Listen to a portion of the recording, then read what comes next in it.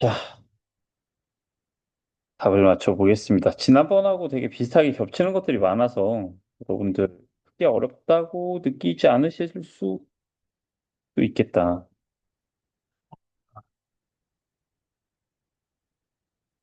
자, 일단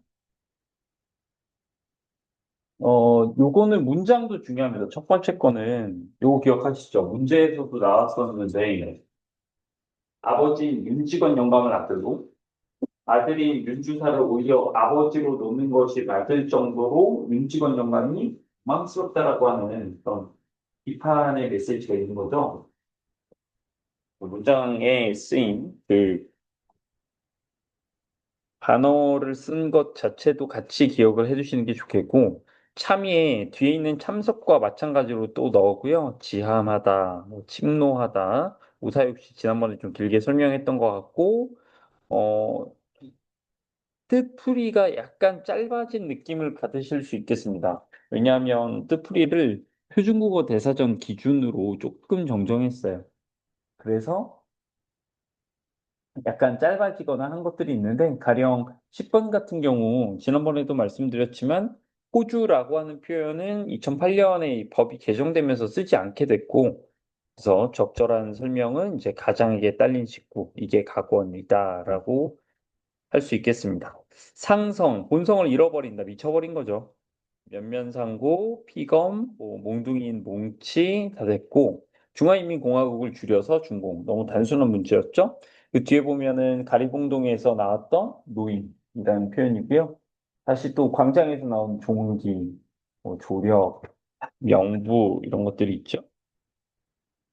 아연하다, 아연실색이란 말도 들어보셨을 겁니다. 아연하다 자체는 놀라거나 어이가 없어서 입을 벌리고 있는 건데 근데 아연 실색은 얼굴 색을 잃어버렸다는 뜻이에요. 그러니까 하얗게 질리다 이런 정도로 우리가 쓸 수 있겠습니다.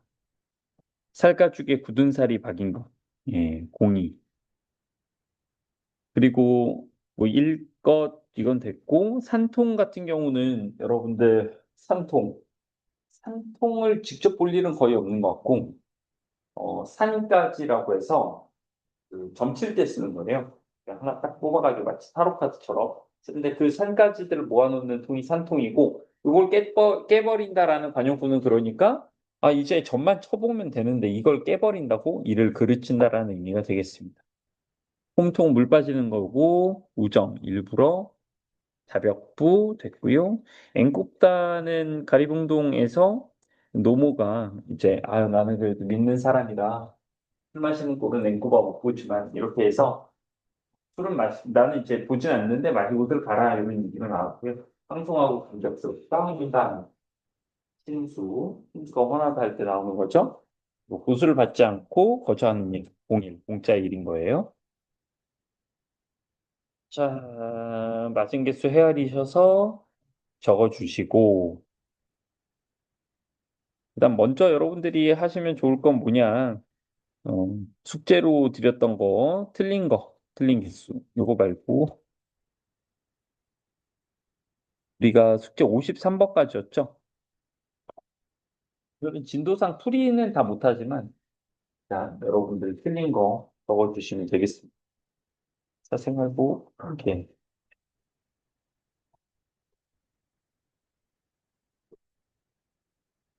뭐, 그렇죠. 네.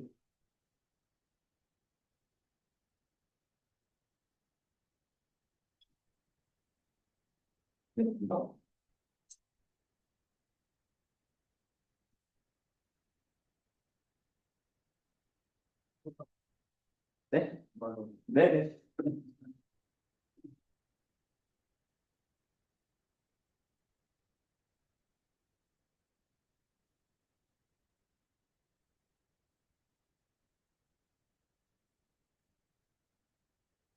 오답은 겐톡으로 보내주시면 됩니다.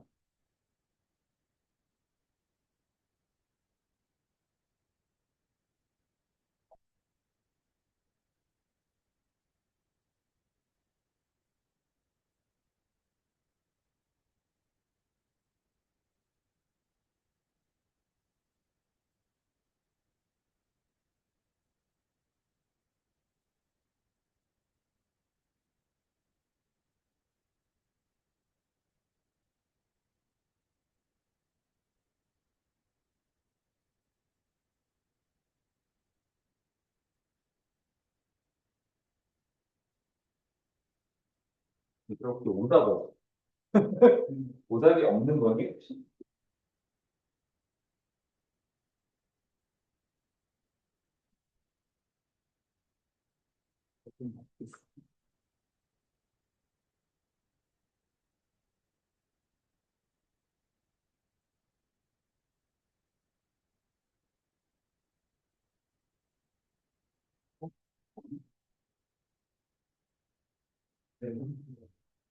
어.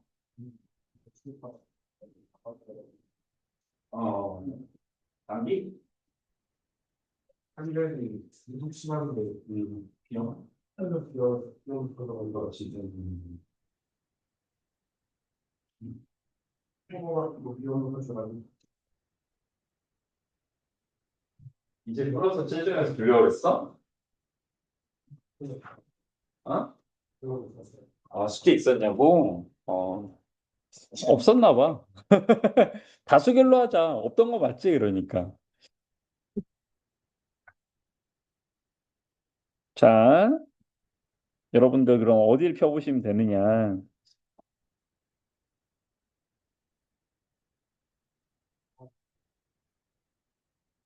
자, 65쪽을 다시 한번 보겠습니다. 여기 우리가 한번 훑었던 내용인데, 그때도 태평천하에 관한 것들만 훑었기 때문에, 이번 시간에는 이전에 있는, 이전에 우리가 함께 배웠던 광장과 가리공동 포함해서 오늘 배울 것까지 조금씩 짚고 갈 거예요. 지난번에 소설의 특성 중에서 이제 개연성에 대한 이야기를 했었고, 오늘 좀 추가로 밑에 서사성이라고 나와 있잖아요. 이 서사성 얘기할 때 인물 사건 배경의 요소를 갖추었다. 이렇게 나오는데, 인물 사건 배경, 우리가 잘 알고 있는 거죠. 근데 여러분들 많이 헷갈리시는 게 소설의 3요소는 인물 사건 배경이 아닙니다. 소설의 3요소는 뭐예요? 이 주제, 구성, 문체, 이 세 가지. 그리고 어? 삼색펜?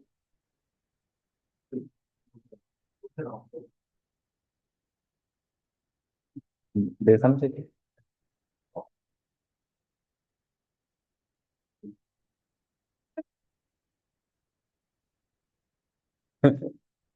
네, 색은 마음에 있는 거지.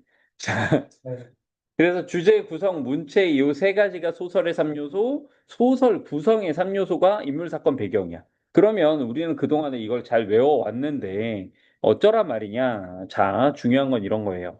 우리가 이야기라고 하는 것은 뭐다? 인물 사건 배경에 구성 3요소를 갖추고 있으면 그때부터 우리가 이야기라고 할 수 있다는 거야. 소설 말고 이야기라고 할 수 있다는 거야. 이게 왜 어디에서 좀 중요해지냐? 뒤쪽에 우리 구성 얘기 나올 때 액자식 구성 얘기가 있어요. 여기 봐봐. 액자식 구성이 있잖아. 액자식 구성에는 액자 외부의 이야기와 액자 내부의 이야기가 있잖아. 그러면 어느 정도면은 외부의 이야기라고 할 수 있고 어느 정도면 내부의 이야기로 할 수 있느냐? 야, 너 지난번에 나한테 3,000원 껐잖아. 이거 내부 이야기 돼요?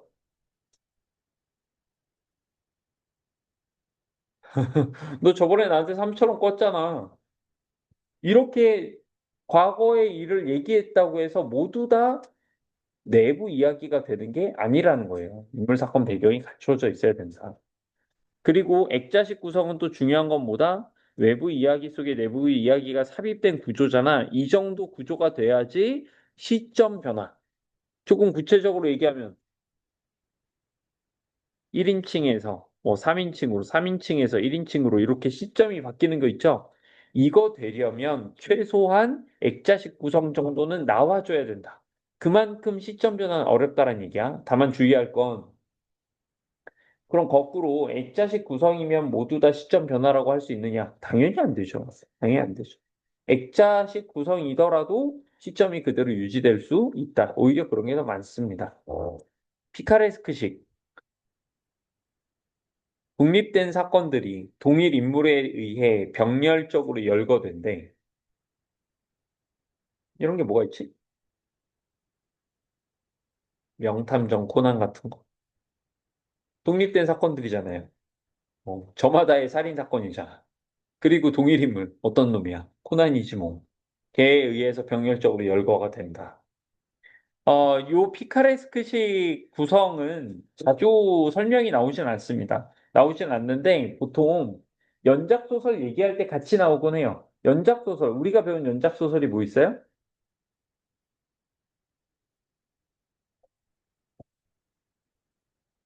아, 허리 아파. 힌트. 우리가 지난 시간에 배웠다. 비가 오면 가리봉동에 가야 한다. 이게 바로 원미동 사람들의 한 편이에요.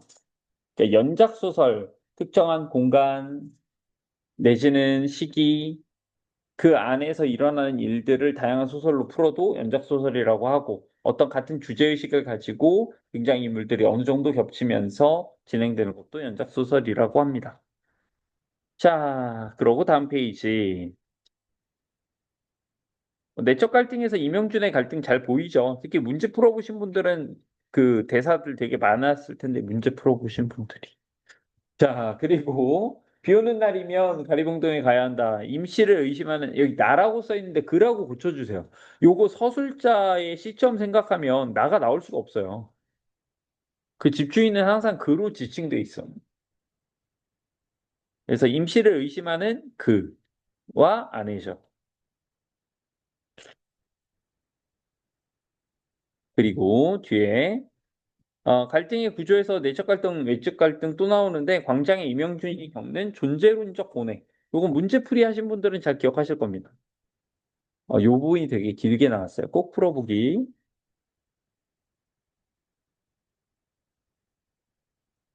자, 다음 페이지 넘어가서요. 한국 현대 소설의 역사적 흐름 해서 우리가 태평천하 얘기는 1930년대다. 1938년이면 일제강점기 거의 끝나갈 쯤인데 완전히 끝나갈 쯤이라고 하기 어렵지만 일제강점기에서 우리말 소설이 나올 수 있는 끝물이었다 정도. 자, 그리고 지난번에 봤던 광장은 어때요? 남북 분단과 이데올로기의 모순. 그러니까 이념의 대립으로 남북이 분단됐는데, 그런데 그 이데올로기, 이념이라고 하는 것이 사실 굉장히 허망한 것이다. 라고 하는 것을 이명준의 삶으로 보여주는 거죠. 3번에 비 오는 날이면 가리봉동에 가야 한다. 소시민들의 갈등, 우리가 본 것만 가지고 얘기해보자. 그와 아내는 임시를 사기꾼 정도로 생각을 했어.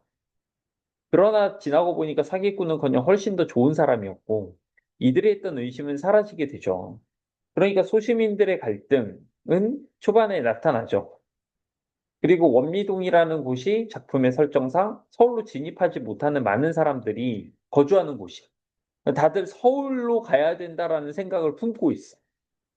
그런데 그러다 보니 서로 간의 이해타산이 안 맞으면 싸우기도 하고 그런단 말이에요. 갈등이야.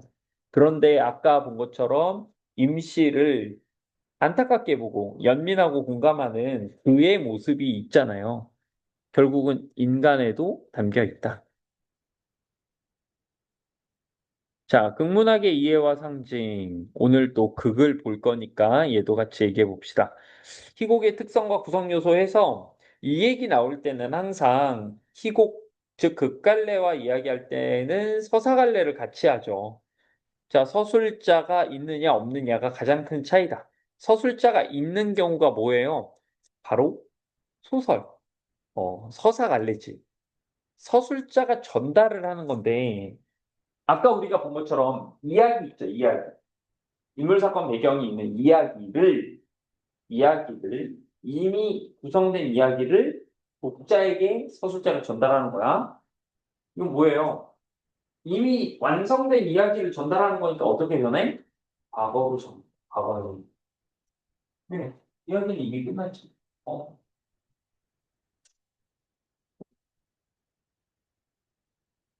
이게 뭐 훌륭한 해석하라고.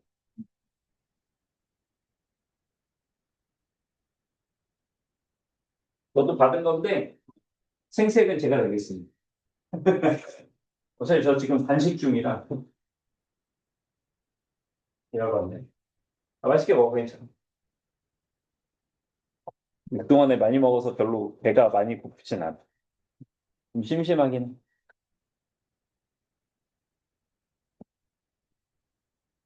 그래도 오늘 수업이니까 얼마나 다행이야. 저 지금 단식한 지,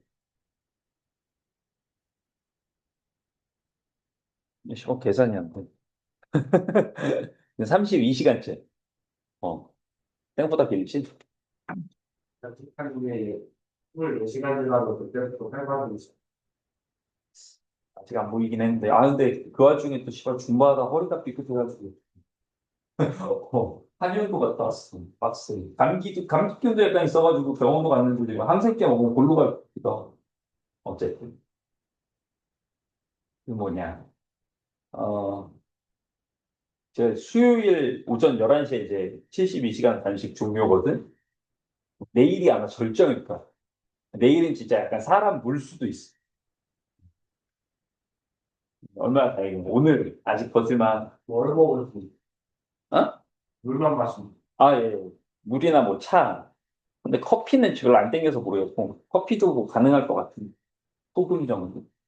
영양제까지 그냥 먹기로 했어.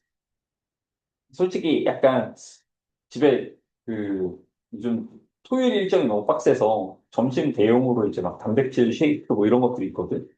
이거 하나쯤 먹어도 되지 않을까 일단 생각했다가 재미나이한테 잔소리. 그러면 안 되죠. 그건 단식이 아니죠. 그래가지고 어, 어. 일단 들이대었다. 자, 방금 얘기한 것처럼 이미 완결된 이야기를 서술자가 독자에게 전달하는 것이기 때문에 보다, 아, 이건 과거형으로 얘기한다. 이런 일이 있었대. 이런 거죠. 하지만 극갈래는 어때요? 인물들이 직접 대사와 행동을 통해서 실시간으로 사건과 갈등을 전달하잖아. 그래서 현재 진행형, 현재형을 쓰는 겁니다.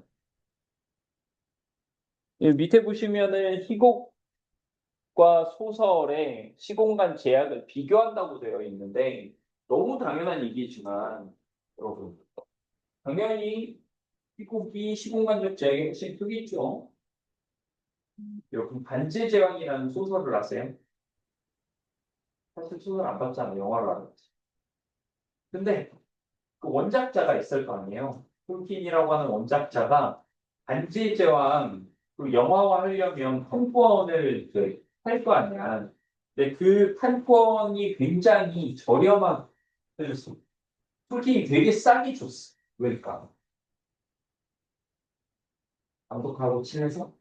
뭐 그런 게 너무 옛날에. 그거 하고 그거 만들고 하시고 돈을 벌수 있어. 아니, 아예 그냥 넘긴 거였어. 너무 싸게 준 거예요. 왜냐하면 반지의 제왕 그 세 편에 모두 다 그 흥행 수익으로서는 15위 안에 셀카 들어갔대. 대박세요. 그중에 0.1%만 받았을 때.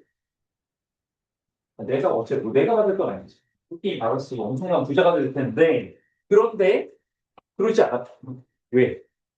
소설로 자기 소설을 자기의 소설을 영화로 만들 수 없다고 생각했어. 그 규모 이런 것들을 당연히 표현 못할 거라고 생각하고 그냥 아유 웃기네 이러고 준 거예요. 하지만 했죠. 해버려. 그래서 톨킨의 아들은 영화관에서 표 사서 본 거야. 그거 아니었으면 엄청난 부자가 됐겠지만 이미 톨킨이 1세 때문에 우리가 부자. 아유, 야 이런 거 몰라. 혹시 내 이거 매번 이 얘기할 때마다 친구들한테 얘기하는데 혹시나 이 중에서 마음속으로 부자 아닌데? 라고 생각하는 사람이 있다면 저한테 겐톡 좀 주세요. 네, 진짜 잘해드리겠습니다. 톨킨? 부자? 부자 아니다. 우리 집 이런 친구가 있다며. 야, 진짜 나중에 뒤통수 치지 말고 지금 얘기해. 사실 우리 존나 부자입니다. 이거 겐톡했고, 알았지? 내가 나중에 한번 맞아본 적이 있어서 그래. 선배가 그렇게 부자인 줄 몰랐거든? 네, 부자였어. 나 그 형 그렇게 부자 아니고 좀 거진 줄 알고, 그 형 뭐 영상 찍는다고 했을 때 도와줬단 말이야. 그 형은 또 2006년에 부산행 개봉하기도 전이야. 근데 그 좀비물을 해보겠다고 내가 그 한강다리 밑에서 위통 벗고 빨간 물감칠하고 얼마나 기어다니는 줄 알아? 근데 그 형이 무슨 돈 있겠어 이런 생각으로 내가 또 삼겹살 먹고 툭 쳤지. 돈도 안 받고. 알고 보니까 그 형 집은 성청동에 있었어. 개 싫은 건 뭔지 알아? 사회인 된 다음에 그 형 택시에 내려주느라 거기 가본 거였거든. 내가 몰라서 어디 갔는지.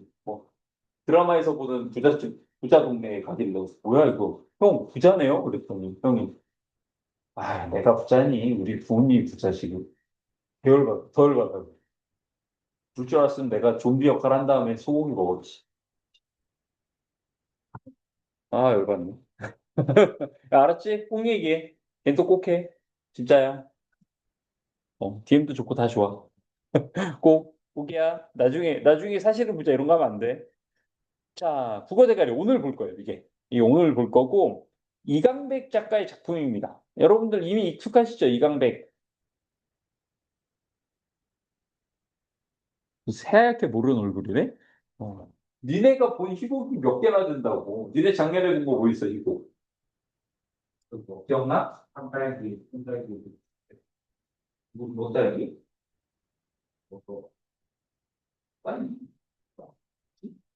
딸기야. 뭐야, 무슨 뽕뽕새, 마. 그때, 나무, 뭐였지? 파스쿠. 파스쿠. 원래 교과서에서는 또 그게 있죠. 저기 뭐야. 니네 결혼도 했잖아, 저. 결혼. 같은 그때도 내가 얘기했던 것 같은데 이 작가 싫어한다고. 거의 좋아하는 작가 없지만 어. 자 최근에 내가 유튜브 세계를 돌아다니면서 명확한 이 멘트를 기억했어. 한 편집자가 나와서 이렇게 하죠. 조금 알고 좋아하고 많이 알고 미워하지. 무리야 쉽지? 약간 알 때는 좀 좋아했어요. 근데 저는 근데 사람인데 싫어하는 게 있을 거 아니에요. 싫어할 수는 있는데 그냥 이유 없이 저개 꼴보기 싫어 이거 약간 솔직히 약간 미개하다 적절한 이유와 타당한 근거는 있어야 돼. 그래서 전 미워하는 사람들에 대해서 상당히 조사한 편이에요. 그러니까 이런 거 서운해하지 마. 선생님 왜 저를 잘 모르세요? 너를 아직 안 미워하고 미워한다면 꽤 깊게 알려고 한다. 이분. 아니 제일 내가 별로 안 좋아했던 선수가 나희덕 시인 있잖아. 나희덕 작품은 진짜 자부할 수 있어. 국대전에서 나보다 나이덕의 시를 많이 본 사람은 없어. 어쨌든 출간된 건 다 봤어요. 그리고 나이덕 논문 20편 이상 봤어요.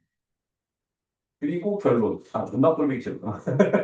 결론 똑같은데 할 건 다 했어. 나는 이분 이강백자. 여러분 저 국어대학에 공연도 해봤어. 이거 공연인가 이거 연출해봤어. 이 사람 이강백 희곡 전집이라고 6번째 했어. 다 읽어봤어. 이 사람 논문 10편 다 읽어봤어. 결론. 그만 제품. 아니, 이게 결국은 이거랑 관련돼 있으니까 말씀을 드리면, 여기 보면, 우화 알레고리라고 나오잖아. 그 밑에 제가 이제 통용적인 표현으로 우의적 표현이란 말을 썼고, 이 북어대가리의 주인공이라고 할 수 있는 등장인물이 몇 명 되지도 않지만, 자안과 기임이에요. 자, 보이죠? 자안과 기임 왜 이렇게 적겠어? 장씨, 김씨야. 근데 장씨, 김씨를 한 거는 보편적인 사람이라는 뜻에서 이렇게 놓은 건데, 설정을 한 건데, 그냥 장씨, 김씨면 너무 현실에 와닿는 이름이니까 약간 늘리는 방식으로 이들의 이름을 이렇게 바꾼 거지. 내가 이 의도를 파악하고 이걸 처음 봤을 때 어떤 기분이었겠어? 존나 재미없는 농담을 본 기분이었어. 그래서 싫어한다. 사실 여러분들한테 그 작년에도 얘기했었지만, 제가 싫어하는 꽤 구체적이고 합당한 이유는 뭐다? 너무 도식적이야. 국어대가. 국어대가리가 소품으로도 나와요. 상징적 의미도 있어. 어떤 식이야? 대가리밖에 안 나왔으니까 기능적으로만 살아가는 현대인의 모습. 알긴 알겠어. 아이들한테 가르치기도 사실 너무 편하긴 해. 왜냐면, 대가리 없잖아. 그치? 뭘 망상만 있고, 기능적으로만 존재한다. 설명하기 좋은데 너무 좀 상자. 아물 수 없는 이상자, 그냥 그걸 옮기고 옮겨. 이걸 통해서 뭐 소득분으로 전락한 인간의 처치. 그러니까 너무 뭔지 뻔히 아는데 해석만 너무 건드리라고 싫었던 거. 창고 다 막혀 있죠? 폐쇄적인 곳. 이것도 역시 꽉 막혀 있는 현대사회. 이런 걸 보여준다. 자, 그리고 우리 조금 필기할 것들이 좀 있죠? 어디에서? 가리공동에서.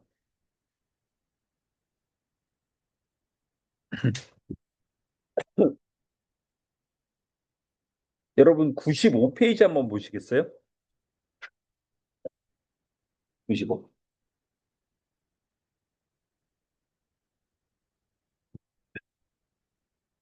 여기에 등장 인물들 다 나와 있는데 그 안에 임씨 김반장 있죠? 김반장은 사실 우리에게 수록된 거 다음 부분에 이 사람들이 술 한잔 더 한다고 김반장의 행복 슈퍼라고 하는데 앞으로 갑니다. 거기에서 이제 나오는 사람이고 제가 지금 요 인물 배치를 새로 한 이유는 임씨에 대한 거리감에 따라서 이렇게 묶을 수가 있겠다. 아내가 조금 더 임씨를 나쁘게 보고 있고 그는 그래도 소통하고 그러면서 비교적 빨리 임씨와 가까워졌죠. 이 가까워졌다라고 하는 게 그냥 친해졌다 이런 의미가 아니라 임씨를 이해하게 됐어요. 임씨에 대한 오해를 풀고 임씨는 사실 좋은 사람이고 임씨는 한편으로 좋다 못해서 너무 좋은데 또 안타까운 사람이다까지. 그래서 글을 연민하게 되죠. 자, 요거에 이어서 밑을 보시면 1980년대 부천 원미동이라고 하는 소시민들이 많이 거주하고 있는 공간인데요. 특징 3번 보세요. 인물의 인식이 변해가는 과정을 보여준다. 누구? 아내도 있고 그도 있죠. 근데 그 중에서도 누구? 그가 특히나 인식이 많이 변하죠. 처음에는 아내나 그나 똑같다니까. 아, 사기꾼이네. 아, 잘못 골랐네. 아, 이집 고쳐야 되는데 연탄 배달하는 사람이 왔어. 이런 것 때문에 벌써 스트레스 받다. 하지만 나중에 어떻게 나이를 속이자. 기억하세요? 집주인이 나이 속이는 거? 한 살 많게 속여요. 근데 그게 나도 너랑 동갑이니까 따라보지 마 이런 게 아니라 내가 한 살 어린데 사실 임시보다 잘 살. 잘 살자. 그러니까 왠지 좀 미안하고 긁힐까 봐 나이를 속인 거. 배려였어. 자, 다음 페이지 한번 볼게요. 자, 우선 적어볼까요? 임시의 삶이 담긴 공간을 비교해 본 겁니다.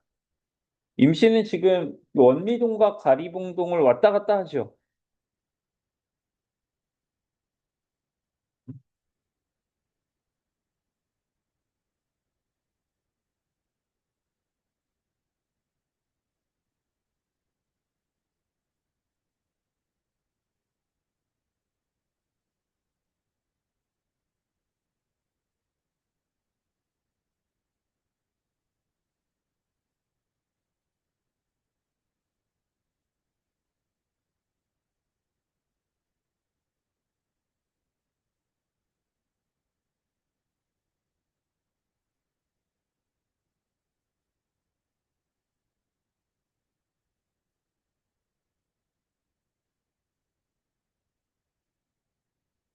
적으셨나요?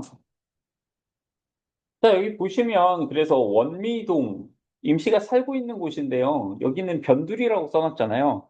결국 서울에 편입하지 못한 소시민들이 사는 곳이고, 그리고 그런 삶의 한 명으로서 임시가 살고 있는 삶의 터전입니다.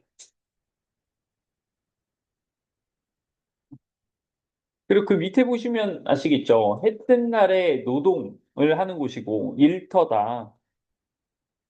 임시가 하는 일이 뭐였는지 기억하세요? 예전에는 뭐 장사도 했고 이랬지만 지금은 뭐 한다? 다 일당주는 일들을 하고 있다. 뭐 잡부를 원하면 잡부, 부배 원하면 부배, 뭐 이재기 뭐다 하고 있다. 근데 그런 공사 일들은 모두 다 어때요? 해가 있을 때만 할 수 있습니다. 그럼 해가 안 드는 때에는 뭐 하냐? 사실 이걸 이제 집주인이 물어봤죠. 얘가 집도 어렵다고 그러고 지하 단칸방에 여섯 식구가 다 산다고 그랬으니까, 해 뜰 때는 뭐 하죠? 놀 수는 없을 텐데, 해가 없을 때, 비 오는 날 뭐 하지? 뭐 한다? 스웨터 공장 사장에게 가서 밀린 돈을 달라고 합니다. 연탄값을 스웨터 공장 사장이 안 냈어요. 안 냈다고. 배째라고 해갖고 있죠. 그래서 그 돈 내놓으라고 하는데 스웨터 공장 사장은 뭐야? 어, 나 돈 없어라고 안 주고 있어. 그런데 본인은 어디로 갔어? 맨션으로 갔어. 원래 지금 표현으로 맨션인데 소설에서 맨션이라고 나와서 그대로 쓴 거야. 나도 와르드 맨션 안다.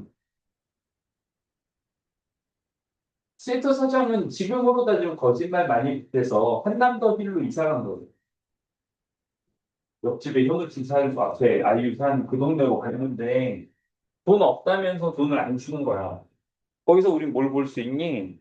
그래, 얘가 지금 이 공장 주인이 뭐 당연히 뭐 직원들도 착취하겠지만 말하자면 이런 소시민들을 착취하고 있는 세 갈궁동은 이들이 살고 있는 이런 사람들도 살고 공장지대예요, 공장지대. 그러니까 여기서 일을 하는 다른 시민들도 살고 또 이들을 관리하는 그런 사람들도 살게 되겠죠. 여러분들이 공장지대가 도심이라고 하는 걸 이해하지 못할 수 있는데 이 당시면은 2차 산업이 아무래도 우리나라의 주류 산업이었고 그래서 도심에 공장들이 들어와 있는 경우들도 꽤 있는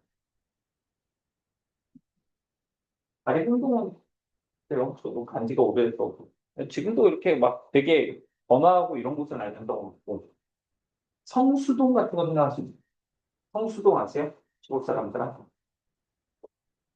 성수동이라고 아니 막 팝업 스토어 같은 것도 많이 열리고 하잖아. 근데 그거 솔직히 저는 성수동 지금처럼 번화하게 가본 적이 없어요. 음. 예전에 불과 몇 년 전, 불과 한 10여 년 전, 이때 가볼 때도 그냥 낙후된 도심 이런 느낌이었어요. 거기가 이렇게 소규모 공장들이 좀 있던 데거든요. 그러다가 그런 것들 많이 사라지죠. 사라지고 나서 다시 이제 뭐 팝업도 되고 뭐 새로운 가치 뭐 이래가지고 뜬 거지. 자, 이렇게 양극화된 세상이 바로 임시가 왔다 갔다 하는 공간입니다. 옆에 보면 나쁜 말, 이건 나쁜 말이야, 얘들아. 이거는 아무래도 서울시의원이었겠지? 그 사람이 트위터에 한 10년 안 됐을 거지? 7, 8년 전에 올려서 얘기가 나왔던 거야. 이거 뭐의 줄임말이냐면, 이혼하면 부천, 망하면 인천이란 말의 줄임말. 무슨 뜻이야? 서울 살다가 이혼하면 부천으로 밀려나고 망하면 인천으로 밀려난다. 참고로 저 얘기를 처음 들었을 때 저는 인천에서 불식하고 있었어요. 어느 순간 망하세요. 뭐지? 뭐지? 왜나 망했어? 하고 내려오는 거 그쵸. 근데 이 말을 듣고 여러분들 생각해 봅시다. 이건 이 사람이 평소에 가지고 있던 생각이었을 거예요. 그런데 이 사람이 지금만 만든 말은 아닐 거고, 이전부터 하던 생각이었고, 그 생각에 계기나 영향을 줬던 일들이 있겠죠. 만약에 그런 이 생각에 영향을 준 일들이 있다면, 당연히 유식이었을 겁니다. 80년대 원미도. 이런 인식을 가지고 있으니까 그때 그런 말을 했겠죠. 자, 공간에 따른 심리 변화라고 했는데 조금 애매하죠. 왜냐하면 그의 집에서 이미 심리는 변하고 처음에 연탄장수가 본업인 임 씨가 욕실을 고칠 때 당연히 좀 부정적으로 생각했죠. 그리고 수리비 적게 받을 때 18만 원을 7만 원으로 줄일 때 아, 잘못 생각했구나라고 명확하게 인식했을 겁니다. 그리고 여기엔 안 나왔었지만 형제 슈퍼에 가서 왜 가리봉동에 비 오는 날이면 가는지를 설명할 때는 이제 뭐다? 아, 슬퍼, 불쌍해, 안타까워하는 거. 자, 어느 시대고 빈민이 없을 수는 없습니다. 특히 도시에도 당연히 있는 거죠. 근데 그 계보랄까요? 1920년대. 요건 다 아시죠? 우수 좋은 날. 설렁탕. 아, 이, 제가 최근에 이렇게 막 스레드를 넘기면서 보다가 누군가가 저 운수 좋은 날을 설명하고 싶었나 봐. 그러면서 이제 뭔가, 왜 그 소설 뭐였지? 막 아내가 너무 힘들어 하는데 일 나간 남편이 아내가 먹고 싶다고 그래서 바깥에 나갔다가 쌀 가져오는 소설? 존나 열받아. 미묘하게 하나씩 틀리는 거 계열받아. 빡쳐. 우리는 그러지 맙시다. 자, 조세희의 난쟁이가 쏘아올린 작은 공은요, 사실 출간할 때 난장이가 쏘아올린 작은 공이고, 그 이후에 87년에 표준어 규정 잡힐 땐 난쟁이로 굳었어요. 원래 원제목은 난장이라고 하는 거. 그래서 교과서의 대부분은 그 원래 제목을 준수해서 난장이가 쏘아올린 작은 공, 줄여서 난쏘공 이렇게 얘기합니다. 그다음에 1980년대. 이 중에서 가장 최근인데 40년 전이네요. 자, 북어 대가리를 보도록 하겠습니다. 바로 다음. 아까 말씀드린 것처럼 두 인물이 있죠. 장과 기인이 있습니다. 이 둘은 창고직이에요. 그 성격이 완전히 달라. 장은 굉장히 소심한 듯하면서도 굉장히 계획적인 사람, 성실. 근데 기임은 그런 사람은 아니에요. 창고 일에 사실 별 관심 없어. 그리고 이제 상하차는 이 창고에서 운전수의 딸인 다링을 만나죠. 누가? 기임. 다링 약간 또라이긴 한데 어쨌든 기임은 다링 좋다고 이렇게 좋다고 시키는 대로 해주고 그래요. 근데 문제는 뭐냐 이런 거지. 기임이 다링의 말대로 고의로 창고에 상자 하나를 갖고 보냅니다. 그러니까 이 장면 기억나? 다링이 이렇게 놀러 왔어? 여기가 자기가 자는 곳이에요? 이러면서 봐. 그다음 뭐 상자들 많잖아. 이거 뭐 어떻게 하면, 이거 뭐 시키는 대로 옮기면 돼. 진짜? 재밌겠다. 이 상자랑 저거랑 바꿔도 돼? 근데 안 되지. 바꿔보자. 왜? 재밌으니까. 바꿔요.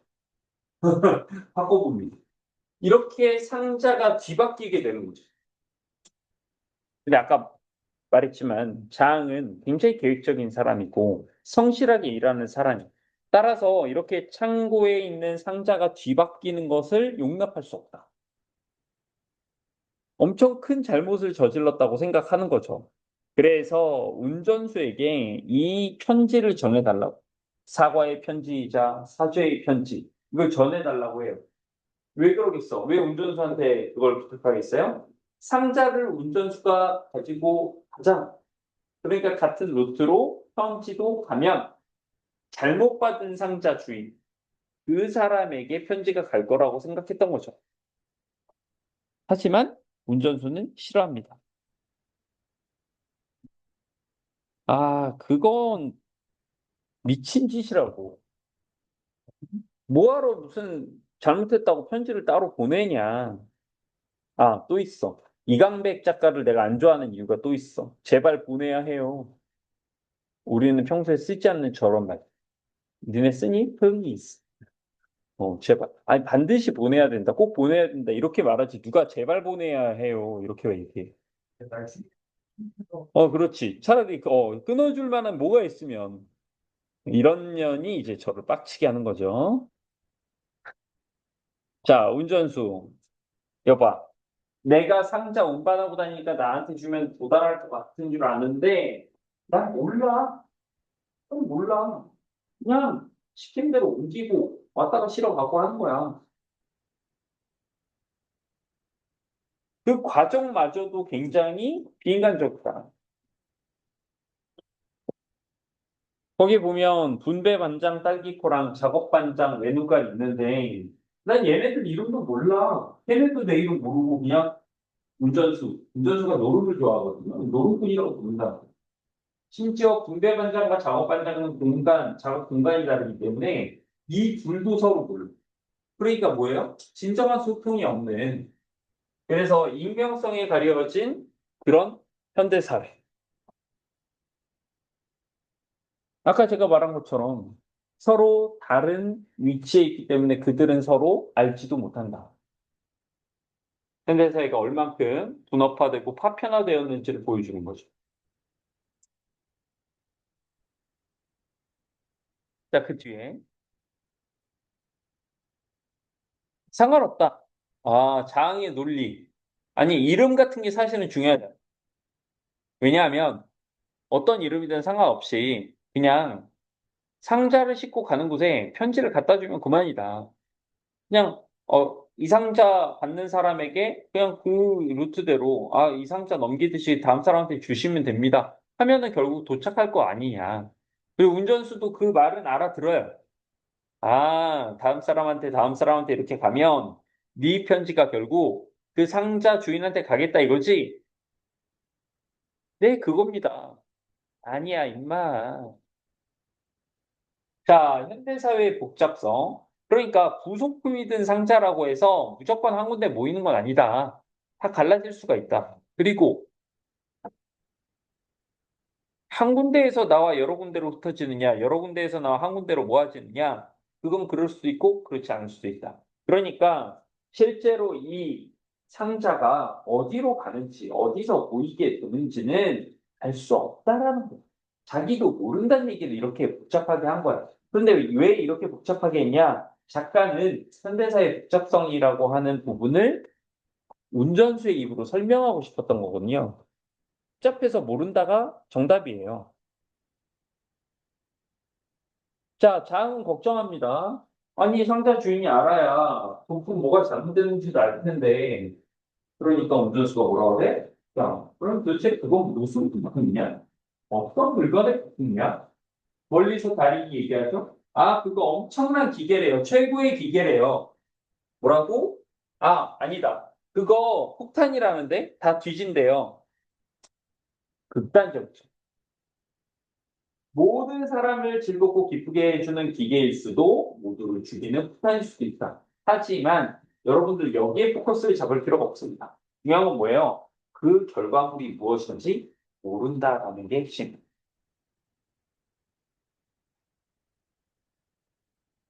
운전수 인성 보이세요?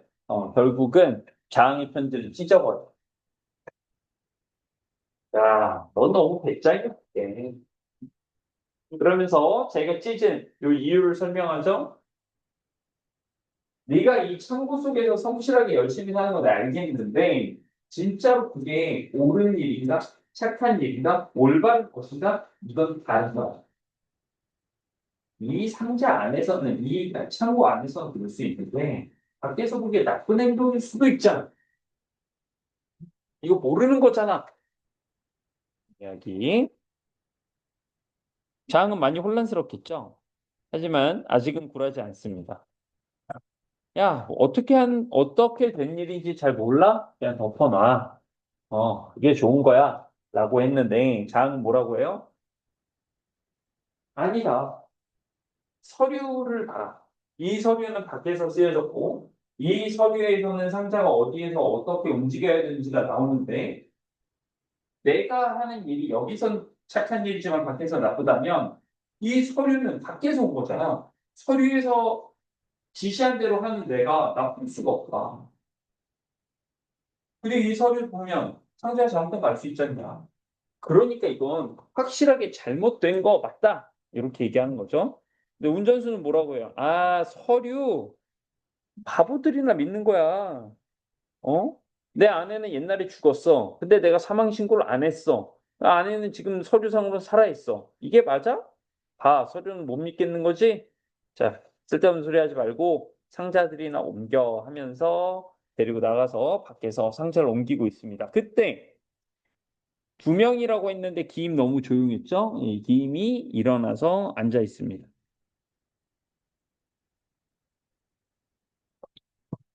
기임이 일어나서 담요를 둘둘 말아 벗는다. 그리고 트렁크를 꺼내서 물건을 붓는다. 짐을 싸고 있는 행동이죠. 이 짐은 왜 싸냐? 창고 떠나려고요. 창고 왜 떠나냐? 다링이 꼬셨어. 다링이 여기 떠나자고 했어.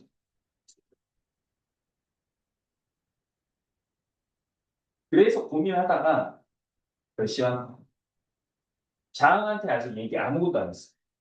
그냥 혼자 지금 결심했고, 그래서 다링이 짐 싸는 걸 보고 결정한 거예요. 응, 얘 너랑 함께 살 거야. 떠나기로 했어. 그래요? 싹 다 가져가요. 다링이 욕심이 많죠.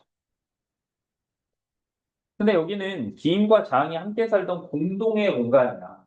그러니까 절반만 내 것이라고 얘기하면서 그거 못한다라고 하는 거죠. 다링. 근데 둘이 같이 쓴 거. 가령 뭐 커피포트 같은 거 같이 썼으면 반 나눠 갈 거다? 그럴 순 없잖아. 자, 그럴 때 지금 운전수랑 장이 밖에 나가서 짐 정리하다 다시 돌아왔어요. 응? 짐이라니? 그러니까 장 그전까지는 모르고 있었어. 뭘 몰라? 김이 나갈 고민을 했다는 것 자체도 몰랐고, 지금 나갈 결심을 했다는 건 더더욱 몰랐어. 정말 가는 거야? 갑자기? 아, 미안. 이게 못했구나. 아쉽네. 우리가 여기서 몇십 년 동안 함께 했는데, 오랜 시간 동안 함께 한 거예요. 그래서 막상 떠나려고 하니까 어때요? 미안함과 서운함이 교차하는 거죠. 언제부터 있었다? 정말 철부지 시절부터 몇십 년 동안 함께 했다. 그리고 여기에서 둘의 관계 같은 것들이 드러나는데, 김이 그러죠. 언제나 너는 나를 고맙게도 보살펴줬지. 그러니까 꼼꼼한 스타일의 자항은 김이 뭘 빠뜨리거나 하다못해 전날 술 많이 먹어서 속이 쓰리다고 힘들어 할 때에는 막 해장국을 끓여주고 그랬었단 말이지. 돌봐줬던 사람. 근데 그것이 너무 이제 성격이 안 맞잖아. 장은 계속 잔소리하고 정해진 규칙을 강요하고 그러는데 김은 귀찮고 별로 이 상자 옮기고 이런 거에 대해서 뜻도 없고. 에이, 그래서 그 잔소리 듣기 싫어서 의붓어미라고 미워했으면서 뭘. 아니야. 진짜로 미워한 건 아니고. 저는 연출할 때 이 장면은 좀 뺐어요. 네. 기임을 껴안는다. 그냥 짧게 껴안고 말았어요. 원래는 좀 오랫동안 껴안는데 둘 다 너무 투실투실해서 껴안으니까 덥더라고. 제발 가지 마. 자, 여기 사실 좀 의미 있는 얘기입니다. 이창구도 나도 전혀 달라진 게 없잖아. 이건 장이 기임한테 여기 있을 이유를 얘기한 거예요. 근데 따지고 보면 기임은 이 이유 때문에 나가는 거거든. 바뀐 게 없어. 너무 똑같아. 그게 지겨우니까 기임은 나가기로 결심한 거거든. 자, 운전수 나오라고 하죠. 다링도 어때? 그만하고 서로 자기 물건들이나 골라봐요. 각자 물건들 가지고 빨리 헤어집시다. 지금 수십 년 동안 같이 있다가 이제 헤어지는 사람들인데, 둘의 어떤 이별, 이런 마음을 고려하지 않고 빨리 나오라고 이런 얘기하고 있죠.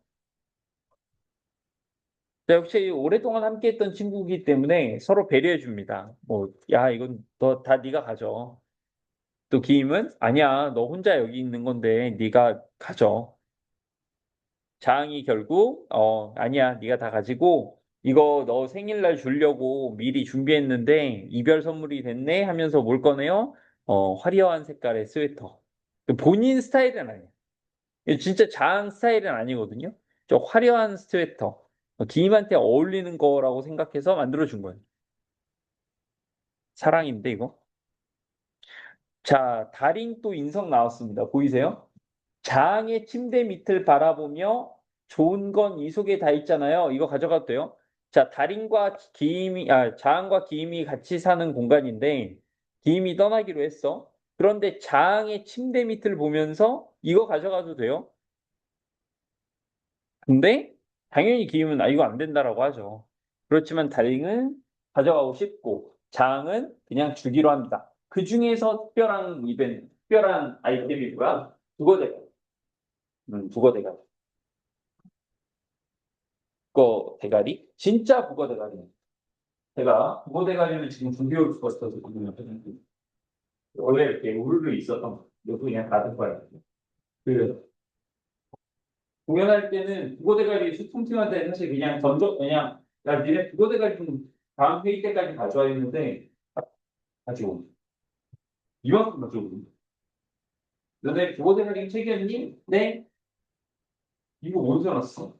전화음을 하는데 가니까 좀 이거를 말려서 이렇게 펴서 팔잖아요. 근데 거기 대가리가 없잖아. 대가리 많대 그래서. 나중에 그 쪽파티 때저 술 취해가지고 자리에 있던 사람들한테 대가리 한 번씩 나눠줘야겠어. 파이팅 고생했어요. 이 그림 이해하세요?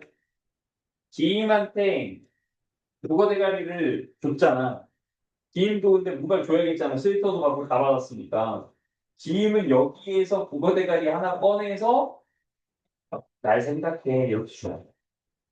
그렇지 않니? 자 그렇게 해서 날 생각해 준 거고 그래 언제나 내 곁에 두고 보이지. 이게 둘의 마지막 이제 추억의 선물이 되는 거죠. 안타까운 거. 드디어 이제 헤어지게 됐습니다. 잘 가. 가서 행복해. 음.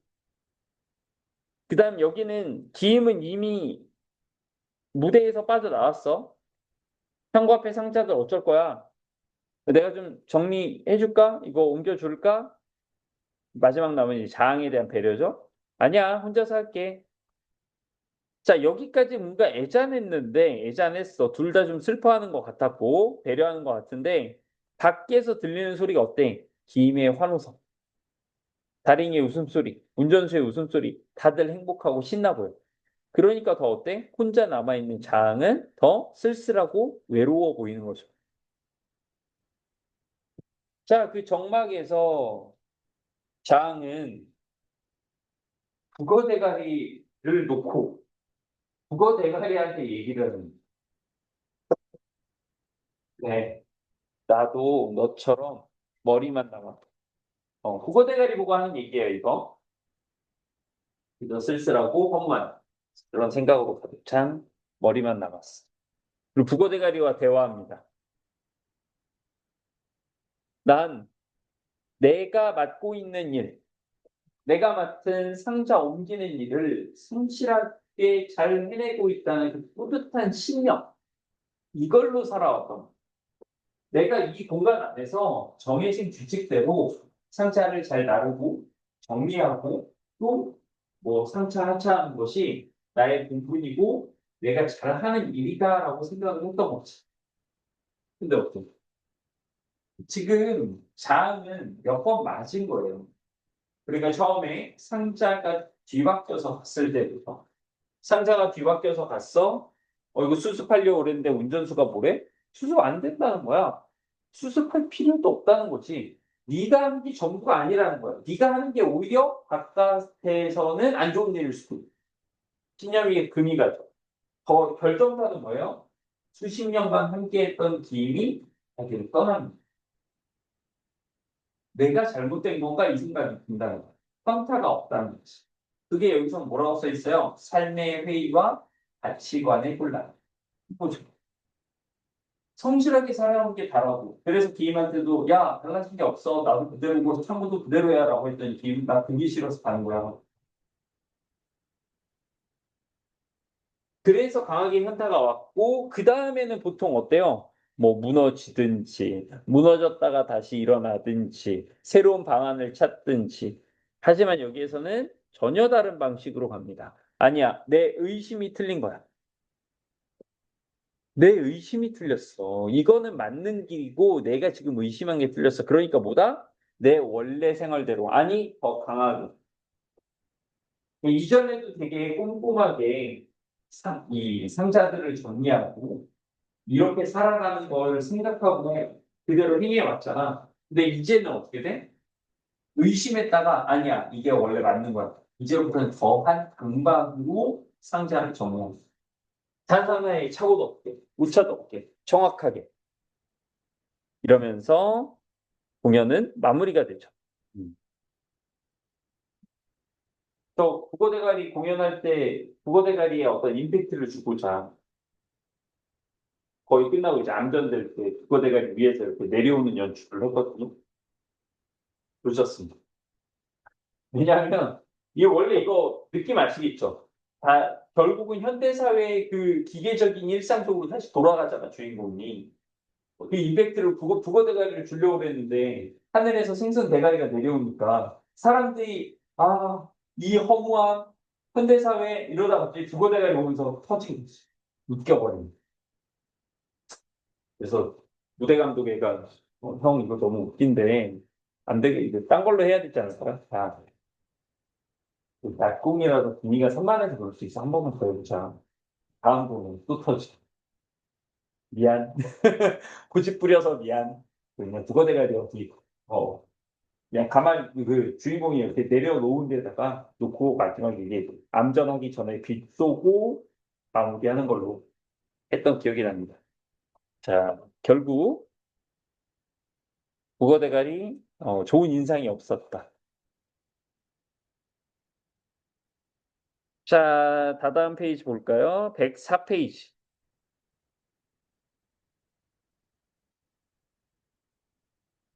아, 이거 허리가 아프니까 원경이 책상에다 이걸 놓지를 못했어. 그냥 힘을 내야겠지?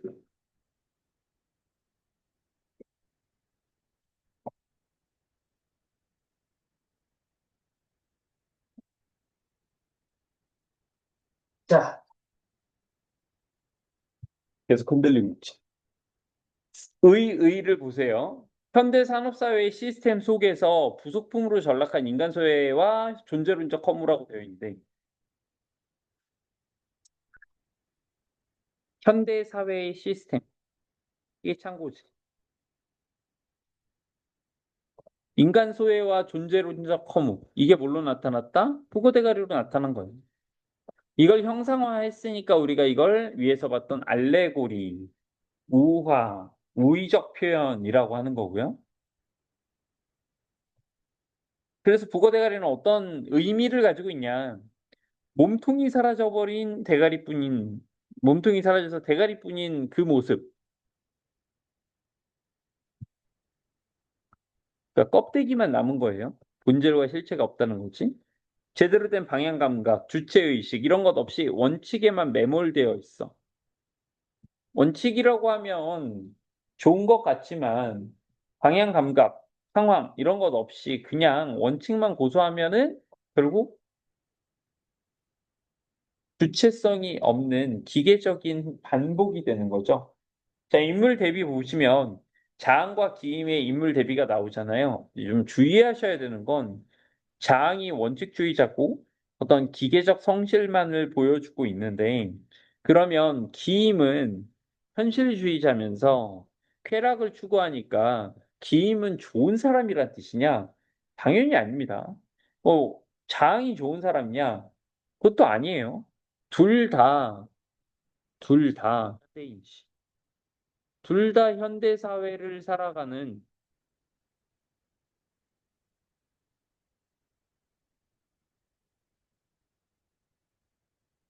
사람들의 모습인 거지.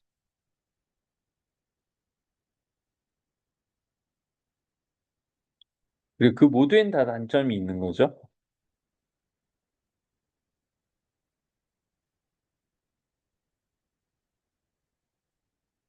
자, 여러분들 다음 시간까지의 숙제는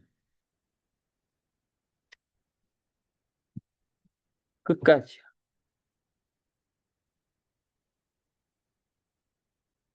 끝까지 다 풀어보시면 되겠고, 어, 그리고, 네, 자습서. 여러분들 국어 선생님 성함이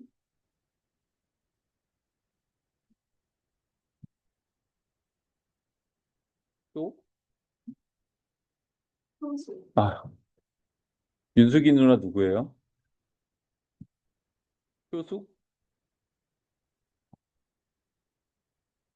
또 다른 분은 누구십니까?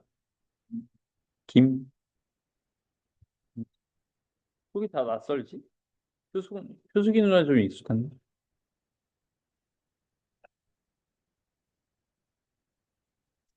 그 각자 작품들 나눠서 이제 하고 계시는 거죠? 어느 쪽이 1단원이에요? 효숙 쌤이 그 첫사랑 하고 계세요? 어? 다 했어? 그 첫사랑하고 다 했어요? 오, 오케이, 오케이. 그 고재중의 첫사랑은 제목보다는 재미없잖아. 아, 농담입니다. 자, 그러면 다음 시간까지 요거 마무리하고요. 우리 문제풀이도 싹 하고 자습서에 있는 본문 내용 시작하도록 할 거예요. 자습서 꼭 가져오셔야 됩니다. 아시겠죠? 자, 그러면 오늘 여기서 마무리를 하도록 하겠습니다. 여러분들. 음? 내 생각 같아서는 아까 숙제들을 안 한 것 같아서 싹 다 남겨가지고 강제로 풀리고 싶지만 참았다. 공복이라 참았다. 진짜 다음 시간에 진짜 다음 시간에 단지 끝났겠지? 울 수도 있어. 자, 고생하셨고 다음 시간에 뵙겠습니다.